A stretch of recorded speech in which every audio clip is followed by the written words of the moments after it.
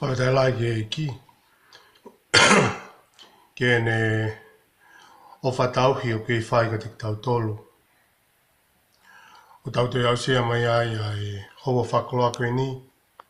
Pange pē koe lotu mawhana na tātuk whanau ki ai o tau kaunga whawhetai whakataha pē koe ngā koe ofa e o tua.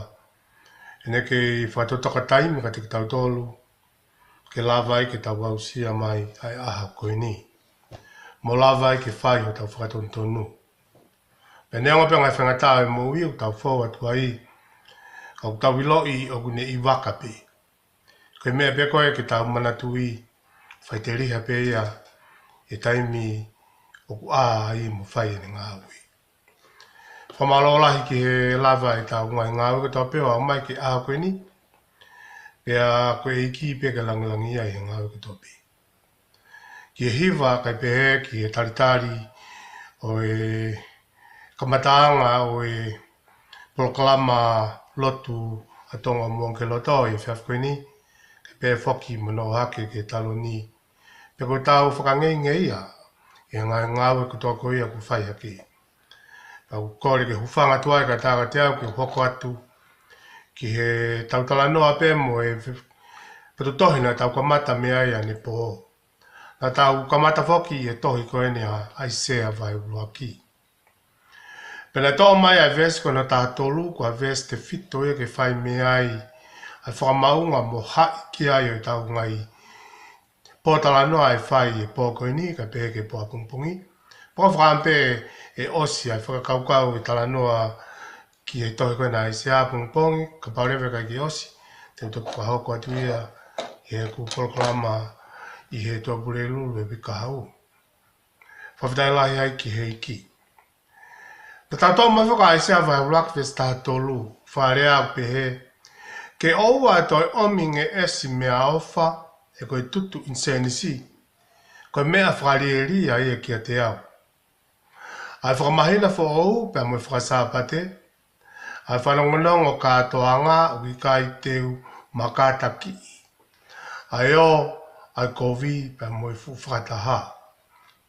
Whakawhampe ka tuku pe e mu ai whalawhala ke tawherere i pe ai whakarea ai whalawhala. Ke tau whakataa pe o tau loto i he ngahi waloki o mai whalawhala. He kuhoka kotoa pe ea koe whamui. Pe kuhoka pe ea koe vai ola ke tau mui. Ke whakatontonu ai. Ai anga e tau tauhi. Mo anga e tau whiohi pa mo tau hiko sisu klaisi. Na asi whaka e tau kisio ki he talateu e nepo. Ka tau sio ki he vete o putu tohini. O ku kamata aki pe e aisea ai whatu o e ne tohini. Pea moe ne whotu umai ai te fto urea. Mahu inga taha o ku hai kotoa ki ai. Ai ngahi wahe koe ne tohi aisea. Whakahabe ai e ves uluaki. Aisea uluaki ves uluaki. O pehe mai. Ko hawi sone pe koe mea nai whakaha ki aisea koe foha o a mosi. Ai ana ane mamata o ku kau ki siuta pe mo Jerusalema i ngai aho o Usaia mo Soatame kai pe fok mo ahasi pe mo Hesekia koe ngai tui o siuta. Koe foi whakare a mahu inga taha ene ki tau whatoka ngai ai uhinga. Mo tau mua o tohi koe na aisea. Koe vi sone, ne whakahaa ki aisea. Whikawaki pia mo siuta, pia mo Jerusalema, i aho Usaia mo Soatame mo ahasi, pia mo Hesekia. O angea ku ngari whakatangata no mai bea i aisea vai ulaki vesulaki, ai vi sone koe ni ka kumari e tau hoko ate e tau tala noa e pō koe ni. Talamai heni ki aisea ko ene tohi. Pea koe hiki tohi koe ni a ene tohi, ko ha vi sone. Ko ene vi sone, ko e whekau mo e hā mai ai whekau kia te ia. Ko whehui, ko e vi sone ki e hā. Pea ko hai o kone vi sone ki ai. Ko whehui ake tau whakaukau, e mahuinga koe ni, o i vesi koe ni uraki. Ko ene visone, ko visone na e whai he kuonga whai historia ko ia. Taimi o usaia, soatame, ahasi, mo se ka ia. Pea koe ngahi tu i eni o siuta. Pero tau si o refu ai visone ko eni o kua kohoko i he ngahi tu i ko eni. Koe tu i e wha. Mo kohoko mai he kuonga ko ia. Pea ko ene visone, koe mea ku kau ki siuta, pea mo Jerusalema. Ai whanua mo e kakai a hono taimi. Ka nea ngā ia ka kohono to e ngā aki o rea visone, he wahe ko ia hono wā ves uruaki, o kuni hangalewa liriu ai natula a whakaingata ngata, o visone ko ia mo e whakarea o aisia vai uruaki, ves uruaki. O kulireu i he tohuka moritoni e area visone o ngā wake moritoni, ko ha wholofola na e whakahai mai. Pako fui whakarea kono ko mai koe moritoni, o ko mai e ko kia ha whangata ngata ia, e ne whakarea i koe ves uruaki. Ko ha wholofola na e whakahai mai. Pako tauila koe wholofola ko toa peo hau pia me otua. Pako toku whakawakalewa me fo i whakakaukau ko ia, ai whina ngalo ka kato e o tua ke hoko ai visone ko ni. Kono ai mai no ke hoko ai wholofola ko ni e whakaha e o tua ke ai sea ke kau koto ki ai a mamani. Pe tawa ma koe ka ai sea vai ua vesula ki. Oku o mai rewa ka te tau toru tā koe visone ko ni. Koe wholofola ai ai o tua. Pako wholofola o tua ia, ke ua ngata pe i e taimi ko ia. O aisea, ka ke hoko mai ai, ke toinga o mamani. He koe visone, na e sio ki ai a aisea, nea o na e hanga e ne visone ki Jerusalema, pe mo siuta e senturi valu ki mo ai a kalaisi. Ka kune sio me senturi valu ki mo ai a kalaisi, ki ha kuonga a mui. Aia koe kupu urea mawinga e kuonga koe ni amui. He kuhenga ia ke ngata anga. E toi whoki mai eiki. O hange koe au tau kei whanonga i atu. E wātaimi koe ne mowi. Moe amanaki koe ia. Ke toi whoki mai koe ia. Ai eki o kosi suklaisi. Tako visane koe ni aisea nei kaike pehe ke whakangata ngata peha no taimi. Ka hoko ia ke whaloa be me no taimi o a mai o rero tau ki itaniti. Pea pe me na ulafi kia ne po, ko ta monu e ta kau i loto. I he visone ko ni mo a mui. Ko taimi, ko ta taimi o kuto ia i loto. O ta whawheta ia i ko ngā anga ko lote a koe ni. Ko pape nei kai ofa i ki. E whewhe anga i tau mo ui. Ko e tau kei mo ui, ke tau whakatoka ngai. Mo lava ke tau wako ke visone koe ni mo e whakatokanga ko mai koe ni he palofita. He koe mea ta tau pēa o tau mo ua ki ai e ngai aha koe ni. Koe mea ta tau pēa ne mo ua ki ai a kakai Isleri he kuanga ai sea. Pea mi he kuanga ai sea wa mai ke aha koe ni pe ke hoko hoka toi pe ke amui. Koe palaparenga ta tau pēa.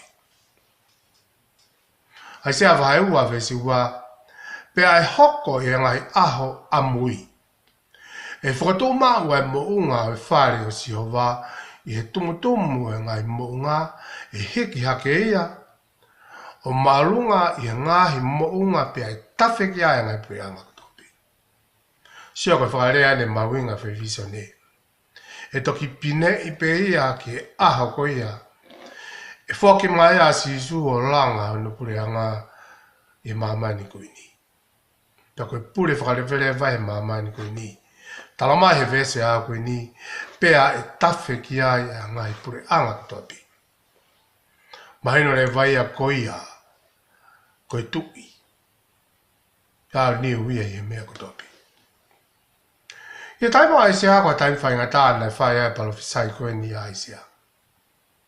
Koe taime na toa e pureanga toke lau pureanga Isleri, ke ni ma ko ya preanga Asiria. Fa mata la ki a au tu I va he ko e ko ni Davidu. Pe ka ko ya pe ka ko kamata e ni mo preanga tonga proanga sita. Ke ka watu I he whakai haua ko ia e Asiria, pe ko tutona ka te kina tolu ke na tutong tu hau ki Asiria. Te ka mawe ngai, whakakau kau kutua koe ni, ia ua kalon kari, mai ua walu vesi wata. Pe hangai paka tau tānoa koe ia ke tohe ambalakai. Ko ka mata lewa ke ango I he kakai e whaingata e na mo ui, koe haa uhinga. Kui ai, ko nau o tua ka si hova whiri I ki nau tolu ke nau hoko koe whanau whiri ai o tua hange ko tau lawa ne po koe ngowe vaine koe o whaanga ai o tua ka koe ni ko kei hoko mai pe whakai hau ai ai whiri. Kei hoko mai pe ai whakai hau ai a hono whakai hau ai o nau totoni. Ko tau ilo o hinga tari o hange ko lawa koe na tau lawa kia malakai. Ko hinga pe. Koe nau whaianga hala ki o tua. Ka ki a Isaiah neongo ai kamata ke mole atu a iwi o Isleri. Pepe he mo siuta pe ku kamata ke te pule ke hea ki nau tolu. He ngahi pule anga muri. Pe ku hange e koe kuo kākāpo uri pe mo ui a Isleri. Ka ki a Isaiah ko ne whalala. Pe a mone ilo I ko si hova toko tāpi. Ko si hova hiri o ia he mea ko tua pe. Ko si hova toko tāpe. Tene lava vete ai palopare ma ko ia. Unau whanonga I atu I nau taimi. He ko si hova ko taha I o tua langi pe. Pe ko si hova ko ke ala ke tau whakamatalai. He ko eiki a niu. Pe kona mo ani ko no lahi o tatau ia pe a moene whakamau totonu.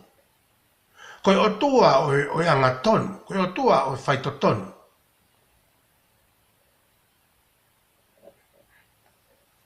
Koe la a o whaito tonu na tau lafi kai kosi. Pe me hana hue lo o kuia e mālohi mo whaito. Ka koe whaito mo mālohi ko ia. Ia tau lafi kai tohi ko ia malakai. Ko ki nau tolu pēa ku anga tonu. Mo ta foki me whaianga la. Ko ki nau tolu e te nau mau e whaito. Pe mo e huelo ko ia. O la a o anga tonu. Pe whang maheno a te ki tau tolu pa neonga pe e palo pare maa kua ko I ki tau tolu he fulfula. Koe palo pare maa ia koe mea te tau forward wai. He taimi koe nai hoko mai asi su baka mata e ngawe whaka misinare. Koe ula ki mea e pene whai koe paptaiso hiripa koe a o haki ki e toa wha. Ko pau ke tau forward e toa wha e mou I koe ni. Ka mea ke tau whakatoka ngai o ku toka ngai ma kehe e tua ai ne kakai. O tokanga ma kehe ai tua ke kau maa o ni. Pea ku fu tokanga ma kehe ai tua. Ka teka nau tolu ke au tapu yanga ton ke te ia. He ku manako e o tua he kakai pe. Na tautala noa e ane po. Ke mawinga o whaanga e o tua. O ku hewe hewa ke ai o tua. O ku whai ke ai hewa ai o tua. Kono manako ia. Pea kune hanga teu hakau reo, pa kune langa ai whare reo, ke re ohi ai ne kakai kuia. Ko uhenga pe ia e mahuinga kone ka tiki tau tolu, o tau fu mahuinga ke o tua. Ko e whainga tā e tau fōa tuai. Paka pau ko tau ilo i o tau tuu whakataha i mooni ai o tua. Tala mai a se vai ni mawistano. E hiki hake si hova. O ngai kau tau I e whakamau. Pea e whakahangoango lelei ai o tua maoni oni I he kakai yanga tonu mo kakai o tauhi maoni oni. E koe maoni oni pe e tuu I ono hau. Pea ko hono manako a kau talongo fua ki ono whinangalo. Pea kune fotu mo maheki hake I hatoi o tua. Ko whala to lahi ka te tauto. Pa reo ngau hange koe ko kapui a siuta pe mo Israeli e Asiria pe ko pure ke hea ki nau tolu ko whakalewelewa i ke nau totong tuku hau ki Asiria ka ki Aisea o ko piki mau pe palo mesa e tua. Ko e manako ia e tua a ki nau tolu o tahuianga tonu mo talango fua ki ono whinawa. Pakotoa whakalata lahi e ka te koe muawe a koe ni. Te tau fōu atu e whaingata e mo i koe ni. Ka pau tau ilo pau hifo ko sisu ko tau wafanga. Ko sisu e tau mea ko toa pe. Ko sisu o ku taki e tau moui ko sisu o ku ne whai e tau whakakaukau. Taku mahino rewa e tau mahiki hake o ki tau tolu. Ia toi kakai pe mamani koe ni. Hena au se awhia i be si hova. Ai huenga koe ne u whakata ai e whangata. Whakata ai ke hoko mai a Siria ke nauhanga o pure whakarewerewa ki siuta pe mo Israeli. Uhinga a pēna e tahapi. I loi re si hova e whila ulau kākā pe mo i kofi hano kakai. Pakatala mai e whalawhala pe mo i ngai whese a koe ni koe whakakaukau koe ia kia si hova. Wangai koe mena tau lau whikane po. Whakahahanu ma si hova. Tala mai, ko whanau weni na kuhela iha no tauhi. Whanau weni na ku le ohi ki nau tolu pia whanga whawhanga pia whawha ki nau tolu. Pia me ispiti, me kawi kua ne, wau ke taimi, whakaherika ki mai e mosi pia whakapuna ki nau tolu i ka pakau i kare. Koe nia, ko ki nau tolu ia unau whaitalanga tākati. Pakatala mai he whalawhala e aha koe ni, kia si hova ki kai kei aonga e whelaulau ia.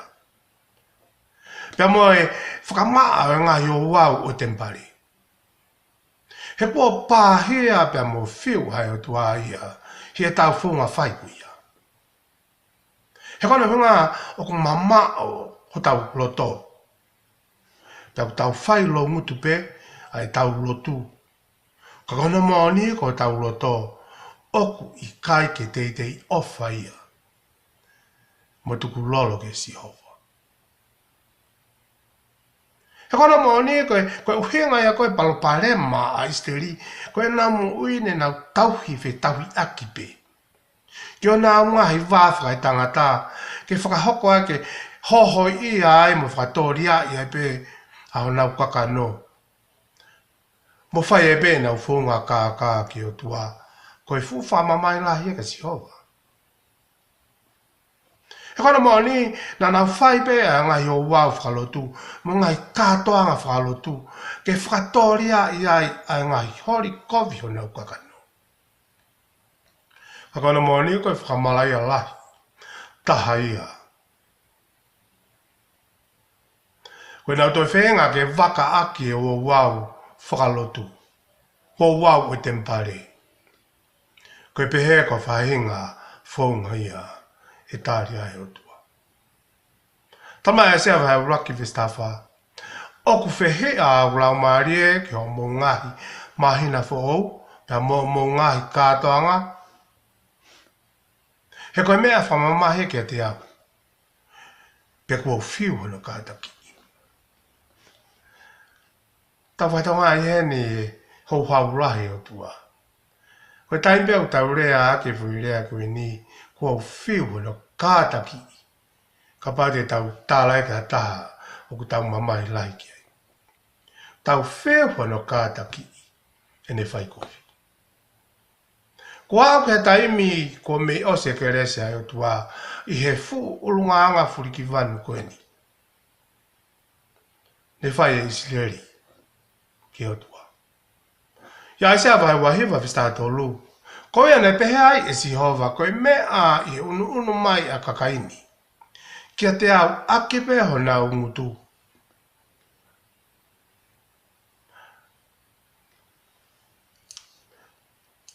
Pia whakapapa kia te au ake ho na ulongutu. ka ko mama o au na loto me te au. Pea koe nā mana wahe kia te au, ai kai, koe loto lawea mo ma fesi ka tupu ia me ngai whikau, ai tangatape. Ko toi koe e koe whirea ma winga ni tau whakau kau kia. O ko whewhe anga i tau whakawhia ngai pe mo tua. O ko tau alatu mo tau loto, pe ko tau longu tu pe o whaiak e tau lotu. Pe ko hinga pe e tau o ki he lotu, ko hinga pe, ko whakape pe, ko hinga pe, ko whakai pe. Tala mai hene si hova. Ma mahi lahe o tua, whiu makata ki ai taonga mui pe. He koe whina ngalo o si hova, koe hanga aku maa, pe au te tau te whaianga hala. Pe ako i e tau mo ui ke mea koe koe whaile rei. He koe otua ki kai ki hala pau si. Pea kone whea mau ai pau i he tau mo ui. He koho tau whaka mo ui ko pau ke fōui a he talang fua. Pea mo whakato mala. Pea mo whai ki ono whina ngalo. Ai sia whai rakvista no. Talamahe i ki heni. Ko he whaunga pēne ke lolo wak whina ngalo. Fōfōlo a ke mo tolu. O ngau hi ke mo maa. Pea heke ke mamao.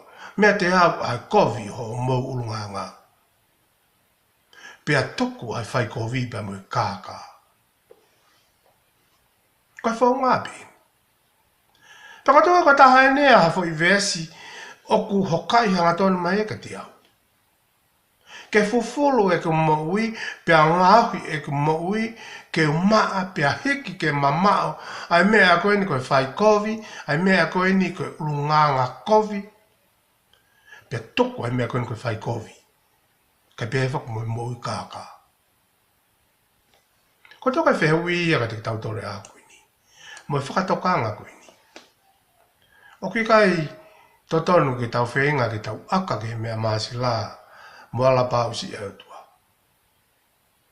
He kono kurea hanga tonu mai utua.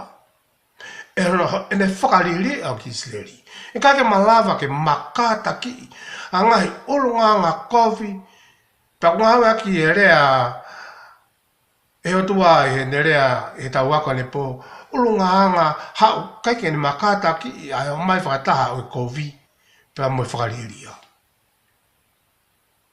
Pe kono tawa mahe utua. Ko tahe mea mahunga tau whato ngai, i he wholofola. Ta tātou e whita tau sia toi aisea. O kuhanga he o tua a au mai ke o siki tua hanoloto. A au mai a ngā halafu, tōtu mai ke tau sio ki ai. Whatoto mai ke usio hanga tonu atu ki hanga halafu ni. Ko au pēni. Ko au kākā eni, ko au whaikovi eni, ko au mausaa eni. O kanga tua i le son koni o a au fotu mai mua ke usio. Ki e whainga ke urunganga i kumoui. Te asukapa te kumairewa e tua whitari. Kai whai whaunga pen ka te au. Tane ala, fufulu o moui. Matua ke mamao, pe mea gwen ka whai kovi. Pe ke whainga ke urunganga le rei. Whakato mala whai ki ono whinangalo. Whakauria ai ofa ai o tua. Kaka te itoko he o tua ke puri e tawanga ala, ka i he tohi koe ni uhange aisea o ta aki mai e whina ngalo e tua. Pea tane nei koe vison nea mo wholofola tonu bea tua. Koa unganga mahino ia, ke ta aki mai ki tua ke tau sio ki ai. Whai angeu tau manini ia i tau moui i he mea tau whai. Koe tā wene whiha e tā mou he mamani koe ni, mo ke i whai a ngai ulunganga koe nukutala mai he wholofola koe ni. Whewhe ke tau sio ki aisea vai rakvista no. Pe pore e tau moui ke fufulua e tau moui. Pe ke tau hiki a, pe mea koe koe whai o kovi. O tau whenga ke tau mau ulunganga whautua. He koe mea pe malawa ai, ke hoi fua mai mo tau kau i whamiri o e tua. Pe whawhetai, ko tala noa maari o malakaina tau lawi ke rukosi. koe ni kua hopo pe kua ulo mai la a o yanga tonu. Pea i he huelo ko ia, koe huelo, koe whaitoo ki tau moui. Ke lava ai ke fufulu ai ki no hae moui. Pea lava ai ke fufulu ko ulunganga kovi, ko ulunganga kaka. Kai lava ai ki uma uai. Ai hoi hoi fua, moi fia fia ai tua. Whawhetai ki iki. Mahawe ngā pito e ngai pupunga rea o ngā weake ai sea i hene tohi koini. Mahawe ngā pito. Tako tui, te ulau atu pēa e vesi kona tātāhare mu whanong ki ai. Tato whawasa pongpong. Kua mea stau taimi. Ai sea vai waki vesi tātāha. Koe uma aki ho mo whakalahi whē lau mai. Koe whalawhala si hova ia. Kua pāhea he whangasipi. Tangata o whē lau mo i fua. Mo e ngako e manu whawhanga. Pea koe tutu e whakapulu mo e lami. Mo e kosi tangata o ku ikai te manako ki ai. Ai whakamana wahe ai o hawa si hova. He tahataha pe ni ai konga mahuinga taha o e whē lau a Isleri. Koe konga e o toka ki ai a manaki a Isleri. Ai toto e la mi ta iai hano ila. He ke hoko ia koe whakahoi fua ki hau tua ke malawa e whakamore morei. O e nā ngahi anghala. Ka koe neu tala mai o tua. I kai te hoi hoi fua ki ai. He ka mahui ngai e whē lau aki koe o toto. He ka pau hei kai ke ringi ha toto. He ka ke malawa whamore more. Pe ko taha ni ai o wau mahu inga ki Isleri. He kulawa ke nau wo ai o vete na wangala i he toto ki lami ko ia. Ka koe no ta mai o tua ia. Whakahela mo mai. Ka ke hoi hoi fua ki ai. Koe hano winga, whakaosi a kia ni a malakai vai urak visi anō ke walu. Ko hono winga ako mo whēla rau aki, mai ka te awa e whakareria i hoko whēla rau a ngā. Pea ko maupe, ko mā whakareria i koe i hea. I au tamaheki, i ho maupe, ko e mea wa inga pe ai ke nanga a si o wā. Pea ka pau o ku mou omi, ai kui o i whēla rau aki i kai o ku kovia pa ka pau o ku mo whēla rau aki aia o ku ketu mo ia o ku mahaki i kai koe kovia. Ka koe ni, atu ia kia te ia o ku pure i koe e whia maari e ia kia te koe. Pe tene maurere i koe. O pēsi hova ngai kau tau. Koe hinga koe ni o vesna tu klaviat kei. Koe hinga pe i kai ke tari he o tuai na whilaulau. Hanga he kau taura i ki, mo kau ri vai, tahata anaki, ai whamonu manu, mamaki. Ngai whamonu manu kwa ke moile rei, o whai a ke whilaulau. Kana hanga tolo whakahawhi, ai monu manu koe a moile rei, mo sino le rei. O awhia whakatau ke mawe na panga. Koe hui ngai a nganga kofi. Mo e kākā kulawi kei tau whesina tatu kulawi kei. Koutou ko tuku atu e whakaukau mahuinga koe ni. Ka koutou ko maheno a pito e tala noa e pō koe ni. Koe pōre ka te koe muau. Whakatonton ho mōwi. Whakatonton pe awi ko mōwi. Ui ngā pēr ko tau sio ke ngahi poini o ko mai ai sea. I ene tala wholofola mai mi hano kua ngā. Ki hoko pe ia, ke ngā ue ke mōwi. Ke whakatontonu i au, he wholofola koe ni, kai pe he whoke te koe. Tau toki hoko ata pungpongi, ki he toi ngā ngai whesi, tapu ki nam toi ki.